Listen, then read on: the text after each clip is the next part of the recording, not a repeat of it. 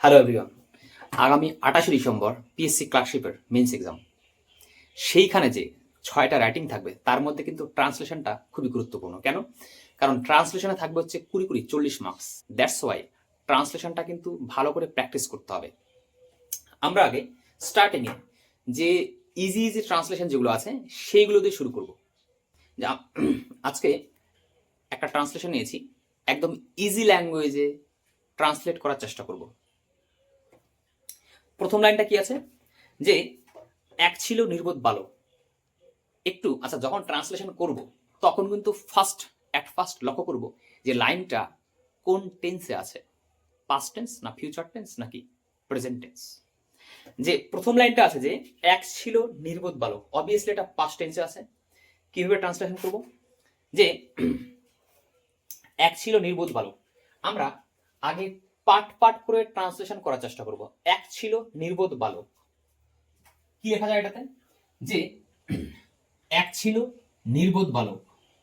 আমি এইরকম বলতেই পারি যে দেয়ার ওয়াজ এ সিলি বয়। তারপর কি আছে যে সে বিদ্যালয় যাওয়ার পরিবর্তে সর্বদা খেলতে চাইতো। এটাকে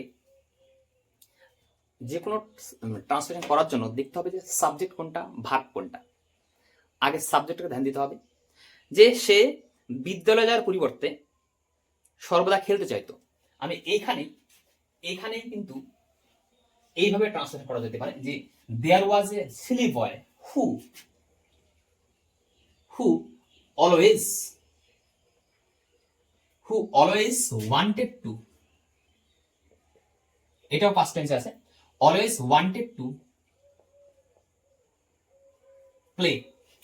এইখানে একটা ফ্রেজ ইউজ করতে হবে, কি আছে যে বিদ্যালয়ে যাওয়ার পরিবর্তে, অর্থাৎ instead of going to school, এটা ইউজ করবো যে there was a silly boy who always wanted to play instead of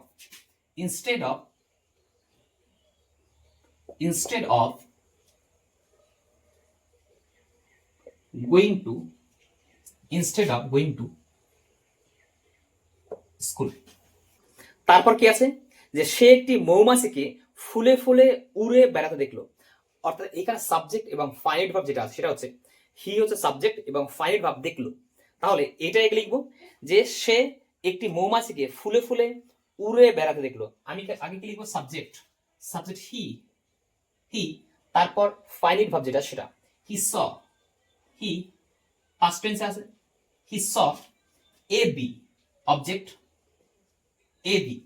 কি করতে দেখলো যে যে ফুলে ফুলে উড়ে বেড়াতে দেখলো। হি স A B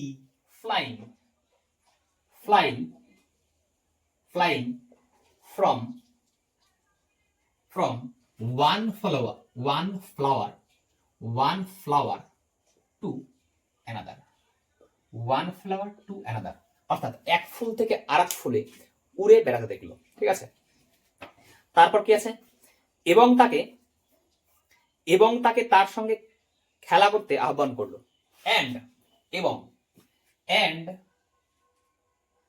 and asked it subject কিন্তু অলরেডি আছে, এইখানে কম্পাউন্ড সেন্টেন্স করা হয়েছে যে হি স, এখানে এই ভার্বের জন্য এই সাবজেক্ট এবং এই যে এন্ড দিয়ে যেহেতু কম্পাউন্ড সেন্টেন্স হয়েছে, এই আস্কড এর সাবজেক্ট কোনটা, হি আস্কড ইট কেন, হিউম্যান বিং বাদ দিয়ে পশু পাখি প্রাণী যেগুলো আছে সেটাকে আমি ইট ইউজ করতে পারি। হিউম্যান বিং থাকলে হিম বা হার, এখানে কি তাহলে হি আস্কড ইট। বাক্যটা কি আছে যে তাকে তার সঙ্গে খেলা করতে আহ্বান করলো। He asked it to come and play with him. কিন্তু মৌমাছিটি বলল, না, আমি অবশ্যই মধু সংগ্রহ করতে যাব। কিন্তু অর্থাৎ বাট দাবি কেন, আমি ফার্স্ট টাইম যখন উল্লেখ করলাম, ফার্স্ট টাইম যখন মেনশন করা হলো যে এ বি একটা মৌমাছি।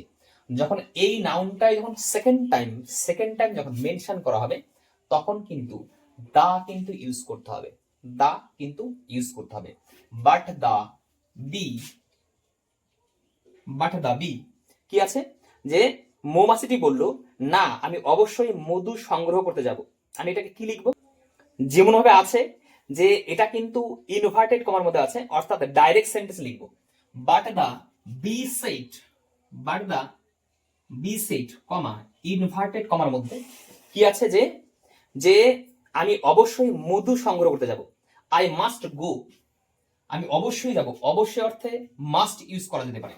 I must go, I must go and সংগ্রহ করা ইংরেজি কি কালেক্ট বা গ্যাদার, কালেক্ট বা gather. I must go and gather, কি কি সংগ্রহ করা, honey. I must go and honey, I must go and gather honey, inverted comma close. তারপর কি আছে যে অল্প কিছুক্ষণ পরে, অল্প কিছুক্ষণ পরে ইংরেজি কি যে after a while, after some time বলতে পারি। আফটার এ হোয়াইল নির্বোধ বালকটি একটি পাখিকে কিছু বিচালি উত্থিত করতে দেখলো, তাকেও তার সঙ্গে খেলতে আহ্বান করলো। এটাকে কিভাবে ট্রান্সলেট করব, যে আমি এইভাবে বলতে পারি, মুছে দিচ্ছি এটা। অল্প কিছুক্ষণ পরে, অল্প কিছুক্ষণ পরে ইংরেজি কি যে after a while, after a while, after a while the silly boy বা ফুলিশ বয়, অর্থাৎ একবার কিন্তু a boy, a little boy, a silly boy mention করা আছে, করেছিলাম। অর্থাৎ সেকেন্ড টাইম যখন সেটা বলবো তখন কিন্তু দা ইউজ করতে হবে। After a while the silly boy, silly boy কি আছে যে একটি নির্বোধ বালকটি একটি পাখিকে কিছু বিচলি উত্থিত করে দেখলো, অর্থাৎ সাবজেক্ট সিলি বয় দেখলো, ফাইনাল ভার্ব। দা সিলি বয় স, কাকে দেখলো, স এ বার্ড, এ বার্ড কি করছিল, পাখিটি কি করছিল, যে পাখিটি বিচুলি সংগ্রহ করছিল। বিচুলি ইংরেজি কি স্ট্র বলতে পারি, স্ট্র, খড় যেটা। পাখিটি কি করছিল যে the silly boy saw a bird collecting বা গ্যাদারিং বা পিকিং, একটা ইউজ করলেই হবে। কালেক্টিং বলতে পারি বা পিকিং বলতে পারি বা গ্যাদারিং বলতে পারি।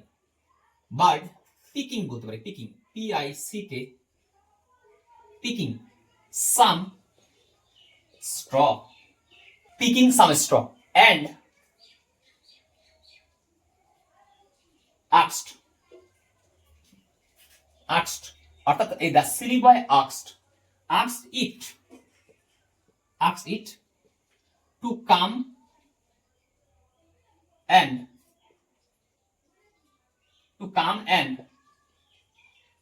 play with him, full stop, complete বাক্য।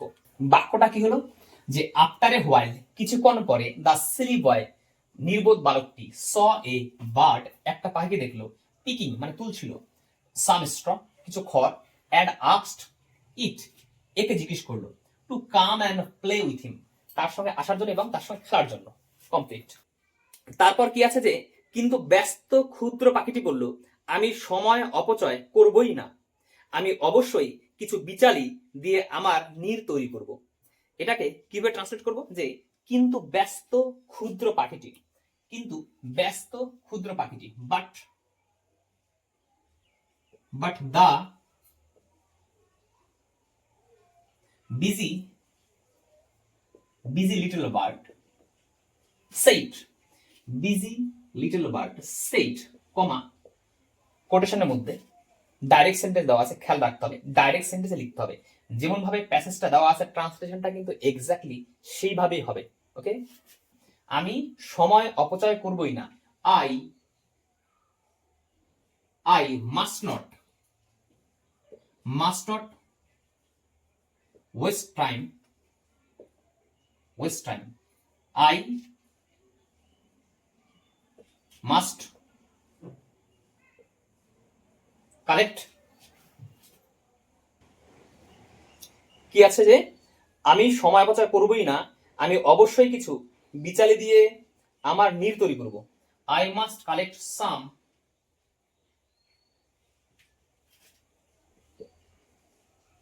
straw to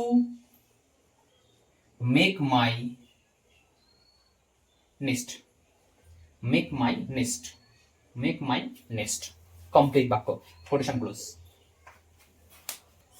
এইভাবে কিন্তু প্রথম দিকে ইজি ইজি ট্রান্সলেশন দিয়ে শুরু করতে হবে, তারপর কিন্তু অ্যাডভান্সের দিকে যেতে হবে। Thank you very much.